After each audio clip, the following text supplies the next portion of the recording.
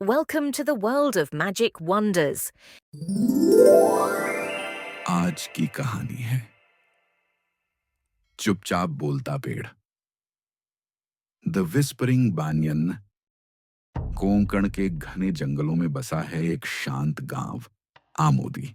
पर उस बड्ड के पेड़ के नीचे कुछ फुसफुसाता है। एक बरसात की शाम 6 लड़के पेड़ के नीचे हंसी मजाक कर रहे थे, जैसे अंधेरे को ललकार रहे हों। जैसे ही बिजली चमकी, स्लेट हिलने लगी।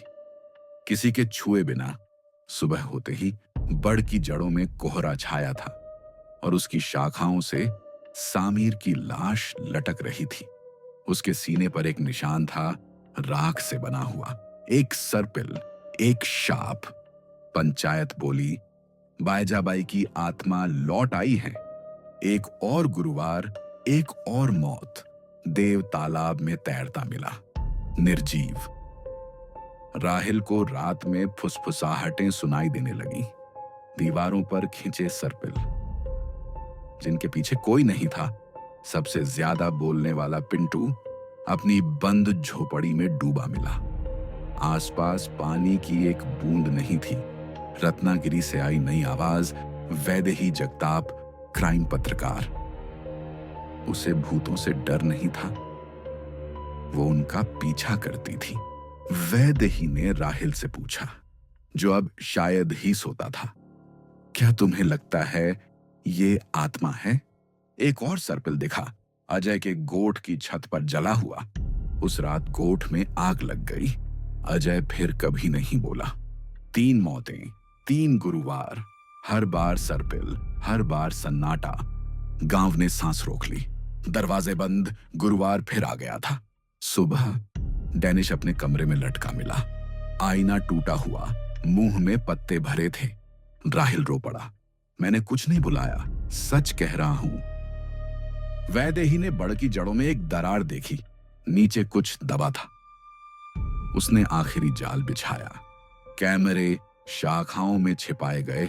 आधी रात के इंतजार में गांव वाले पेड़ से दूर इकट्ठा हुए, लेकिन पेड़ के पीछे कुछ हिला। एक फीकी आकृति सामने आई, सफेद साड़ी में, राख से ढका चेहरा, बाजुओं पर सर्पिल। उसने राहिल की ओर झपट्टा मारा, हाथ में चाकू। वैदेही चिल्लाई और आगे दौड़ी। उसने नकली बाल खींचे, राख पहुंची। वो सामीर था, जिंदा। उन्होंने मेरा मजाक उड़ाया, ये सब मेरा था। उसने चीख कर कहा। सच कैमरे में कैद हुआ। सामीर को ले जाया गया। कोई भूत नहीं, सिर्फ अपराध बोध। पड़ की जड़ों के नीचे सच दबा था, जंग लगे सिक्के, लालच से शापित। वैदेही ने सब कुछ रिकॉर्ड किया। मौतें, सर्पिल, सन्नाटा। अब ये कहानी आमोदी तक सीमित नहीं रहेगी। राहिल मंदिर की सीढ़ियों पर चुपचाप बैठा था। राहत मिली, लेकिन अब भी कुछ अनकहा था। गांव अब कम फुसफुसाता था। शायद अब वो ठीक हो रहा था। अगली सुबह की सुर्खी, मौत का सर्पिल उजागर। कोंकण गांव में किशोर निकला हत्यारा। हिरासत में सामीर धीरे धीरे झूलता रहा। वो अब भी यही है, देख रही है। पर फिर से शांत था, लेकिन उसकी जड़ें सब जानती थीं। वैदेही आमोदी छोड़ गई, पर सिर्फ एक कहानी लेकर नहीं, गांव का एक टुकड़ा भी साथ ले गई। राहिल ने एक बार फिर पलट कर देखा, पेड़ को, सन्नाटे को, उस याद को। एक नया सूरज उगा। हफ्तों में पहली बार किसी ने कुछ नहीं फुसफुसाया। फिर भी बड़ के चारों ओर की हवा में कुछ था, एक सरसराहट, एक स्मृति। सामीर अब भी जेल की दीवारों पर सर्पिल बनाता रहा, बार बार, बार बार। शहर में वैदेही की आवाज गूंज उठी। डर चुप्पी में पलता है, लेकिन सच उसे तोड़ देता है। कई मील दूर एक बच्चा धूल में सर्पिल बना रहा था, मासूमियत से। राहिल फिर से उसी पेड़ के नीचे खड़ा था, डर के साथ नहीं, शांति के साथ। पुजारी ने अंतिम पूजा की। अब डर नहीं, केवल प्रार्थना। उस रात पट शांत था। महीनों में पहली बार कोई चीख नहीं थी।